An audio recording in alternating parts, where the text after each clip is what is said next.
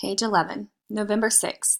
They look nice typed up like that on blue paper on a yellow board, but still don't tell anyone who wrote them, okay? And what does anonymous mean?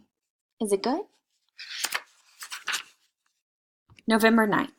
I don't have any pets, so I can't write about one, and I especially can't write a poem about one. November 15th. Yes, I used to have a pet. I don't want to write about it. You're going to ask me why not, right? November 22nd. Pretend I still have that pet?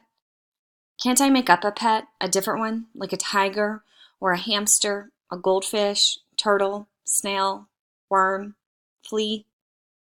November 29th. I like those small poems we read today. When they're small like that, you can read a whole bunch in a short time.